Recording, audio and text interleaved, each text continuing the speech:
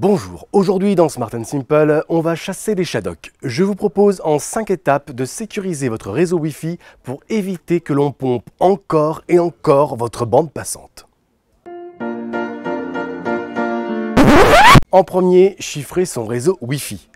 Ça se passe en fait sur le panneau d'administration de votre box et ça dépend donc de votre fournisseur d'accès à Internet.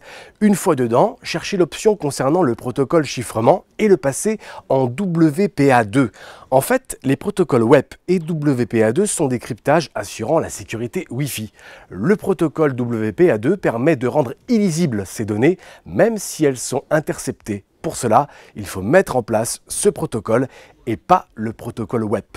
2. Changer le mot de passe par défaut de la box. Et oui, tout comme le Smart & Simple à propos des mots de passe, c'est toujours utile de le changer pour l'accès à votre box. Cela se fait aussi dans le panneau d'administration de votre fournisseur. Alterner les chiffres, les majuscules et les caractères spéciaux, c'est efficace. D'ailleurs, si votre box est compatible, vous pouvez créer un réseau hôte. Activez-le sur le panneau de configuration lorsque vous recevez des invités par exemple.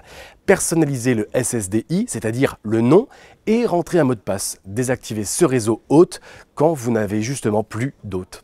3. Mettre à jour sa box. Les fournisseurs d'accès mettent parfois à disposition des mises à jour logicielles. Il s'agit de mises à jour qui peuvent être liées à la sécurité de votre box. Elles sont à prendre au sérieux et à faire dès que possible.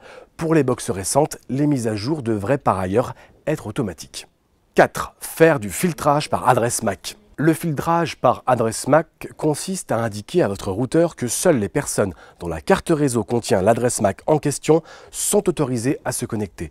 Pour faire simple, l'adresse MAC est l'adresse unique d'un appareil physique, notamment votre PC. Il y a des avantages comme des inconvénients. La sécurité est assurée dans le sens où vous décidez qui accède au réseau pour de bon, mais vous devrez ajouter des adresses MAC à chaque changement de carte réseau ou ajout de périphérique au réseau Wi-Fi. Il faut ajouter dans le panneau d'administration de votre box les adresses MAC voulues et voici comment trouver celles de votre PC. Appuyez simultanément sur les touches Windows et R. Tapez donc cmd.exe, validez. Tapez ensuite IP, config/all. Et voilà, vous trouvez l'adresse physique de la carte réseau sans fil Wi-Fi ici. 5. Changer le nom du réseau Wi-Fi. Bien que cela ne joue que très peu sur la sécurité du réseau Wi-Fi en elle-même, changer le nom du réseau par défaut est un moyen d'indiquer aux potentiels pirates que vous prenez votre sécurité au sérieux.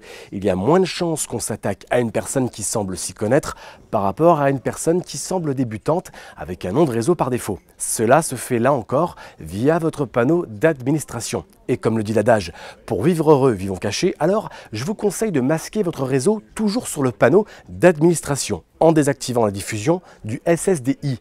Il faudra donc rentrer manuellement le nom du point d'accès Wi-Fi pour y accéder et à part vous, personne ne le connaît.